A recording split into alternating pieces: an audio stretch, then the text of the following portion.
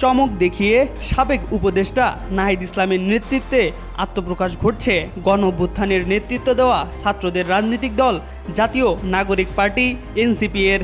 আনুষ্ঠানিক আত্মপ্রকাশের আগে থেকেই নির্বাচনমুখী চিন্তাভাবনা করছে দলটির নেতারা।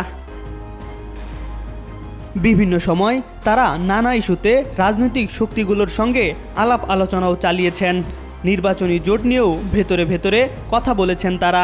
নির্বাচনী জোট গড়তে বিএনপির সাথে আলোচনার বাইরে এবি পার্টি আন্দালিবুর রহমান পার্থর বাংলাদেশ জাতীয় পার্টির সাথেও বৈঠকে মিলিত হয়েছে নাহিদ আক্তারের দল এনসিপি।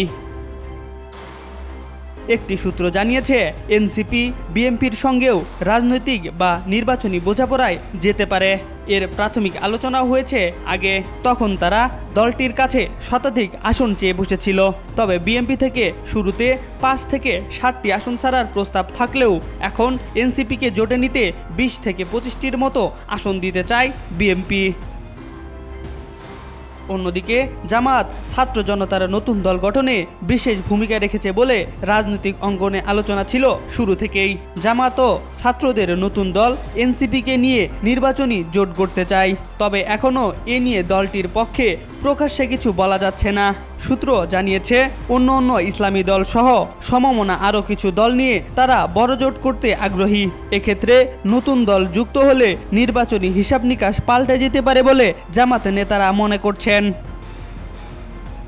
তবে এনসিপির একটি অংশ জামাতের সঙ্গে নির্বাচনী জোট করতে আগ্রহী নয়। তারা জামাত ছাড়া অন্য দলগুলোর সঙ্গে জোট করতে চায়। খুব শিগগিরই প্রতীক চূড়ান্ত করে নিবন্ধনের প্রক্রিয়া শুরু করবে নাহিদরা। জামাতও ছাত্রদের নিয়ে খুব বেশি ভাবছে না। কয়েক মাস থেকেই বিএনপি সহ বেশ কয়েকটি দল নির্বাচনের জন্য সরকারকে চাপে রেখেছে। সরকার চলতি বছরের ডিসেম্বর থেকে আগামী বছরের মার্চের মধ্যে নির্বাচন অনুষ্ঠানের চেষ্টা চালাচ্ছে বলে জানা গেছে। এম আর আকাশ, আজকাল।